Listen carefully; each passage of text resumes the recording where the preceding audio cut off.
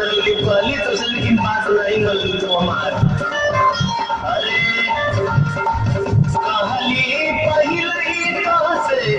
कहली पहिले तो से नहीं बतिया जबरी घरमा बुला के दिलू हो तू हमके पूटावा जबरी घरमा बुला के दिलू हो तू हमके पूटावा जबरी घरमा बुला के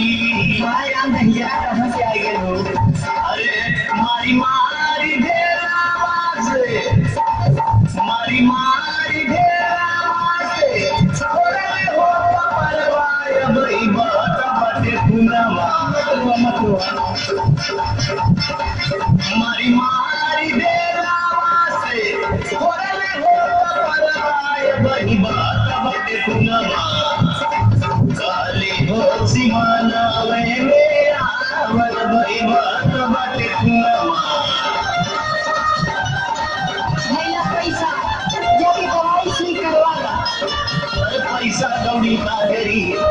उतले मावे सरवा तू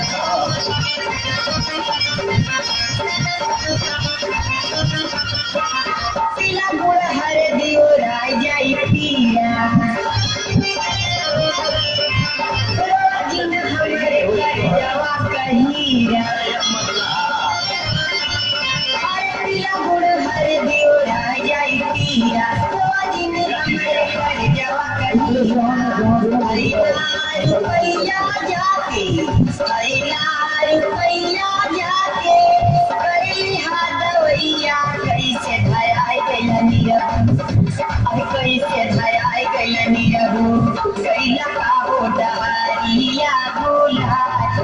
कैसे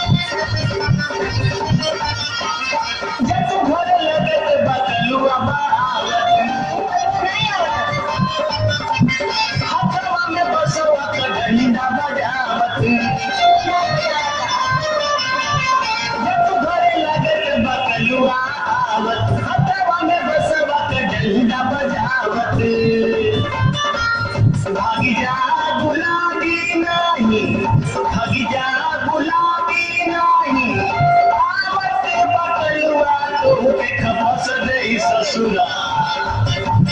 तू